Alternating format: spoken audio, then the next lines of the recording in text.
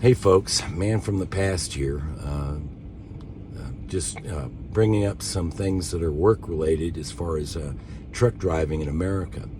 PACCAR has come out with a fully automated truck with no driver. And it looks cool, yeah, driving down the road, there's nobody at the wheel. And there was a person in the back bunk, laughing and going, this is so neat.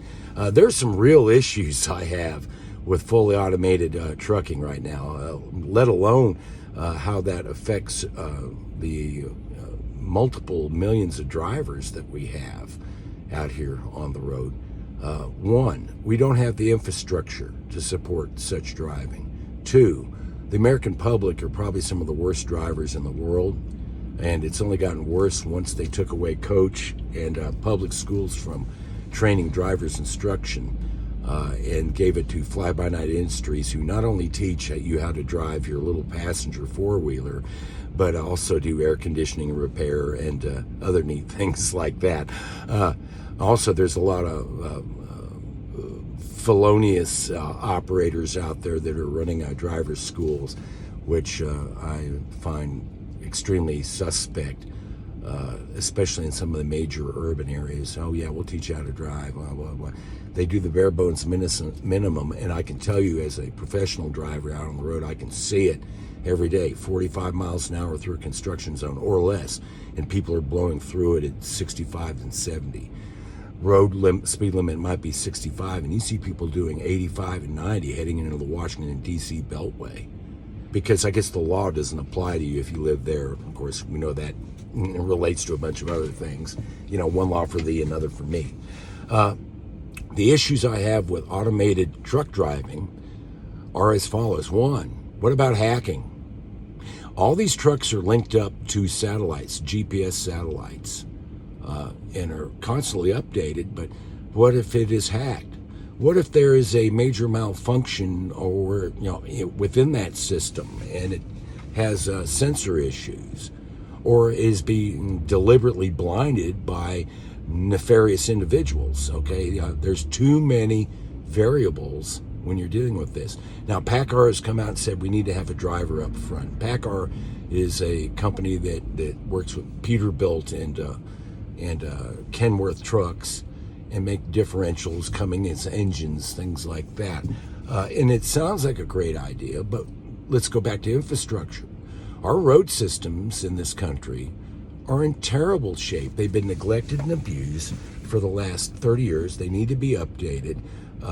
They were designed really back in the 50s and 60s for the weights of vehicles and the size of vehicles back then. And yeah, they made some modifications, but you always see trucks either in the middle lane, if it's a three-lane road, or on the far right. They're stuck in the two lanes there, and you've got idiots dodging in and out. What happens when you get into a major city and you have people coming in the on-ramp and you've got an automated truck blowing down the road and it says, well, what again? It's going to slap on the brakes? Is it going to jackknife? We don't know. What about a blowout on the steers or on the trailer? If it's a blowout on the steers, whichever side blows out, is that truck going to be able to sit there and automatically steer to the opposite direction and apply the power in order to have enough power to straighten you out and get you to a safe area? Or will it just stop in the middle of the road and block traffic or cause accidents? My question for you, the driving public, is, do you want 80,000 pound or more, permitted loads going down the road at 65, 70 miles an hour or more, depending on the state?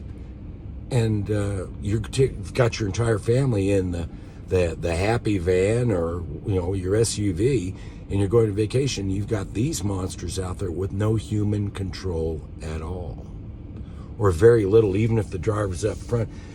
I know drivers, you give them any human behavior. It's if the truck's driving itself, I'm just up here monitoring, and they'll be bullshitting around and maybe even mucking around on their cell phone and stuff.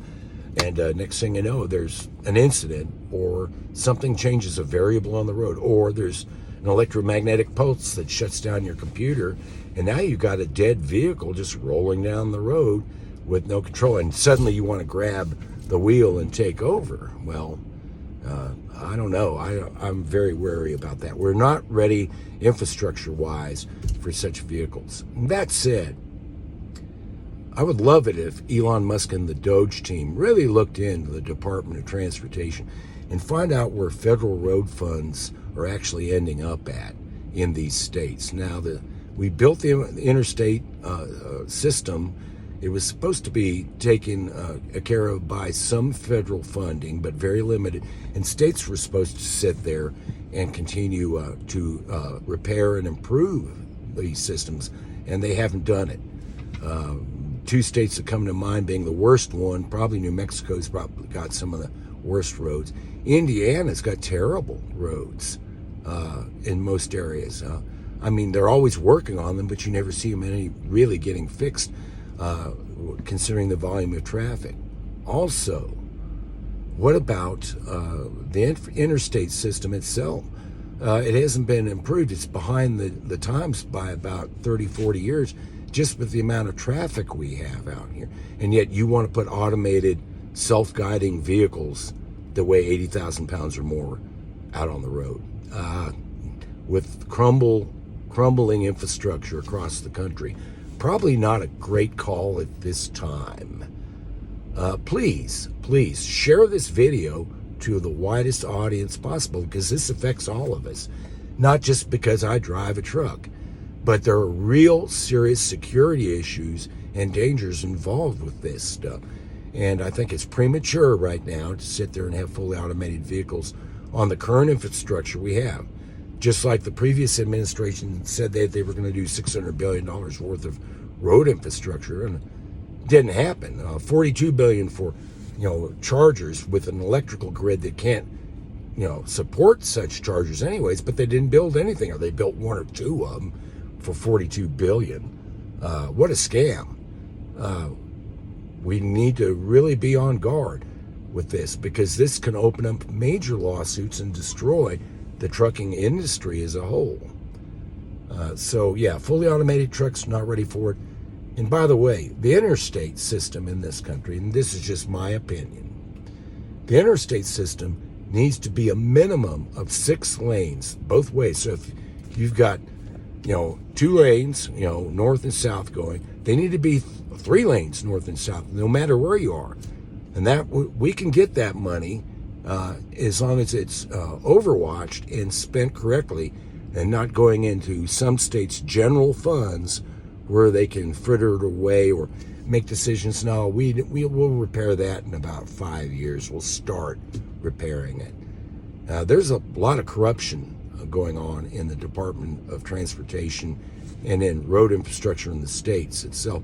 And all you have to do is go out in the country and drive it, and you'll see it. Unrepaired roads that have been driven to death. Roads that aren't strong enough for the amount of weight that we're carrying in these vehicles. They're designed back in the 50s and 60s with a few addendums back in the 70s, but other than that, they have not been improved realistically for about 30 years. And I say again, would you want to be on the road with your family going on a vacation somewhere, visiting grandma or whatever, and you've got an unmanned or semi-manned 80,000 pound vehicle riding out there, and you're coming up on a construction site or a wreck? Well, this is Man from the Past. Please get this video out and share it. It concerns all of us, no matter what, if you're driving in the United States. And have a blessed day, and watch out for these robot trucks, because they're going to try and push this, and I think it's a really bad call at this time. You have a blessed day now. Bye-bye.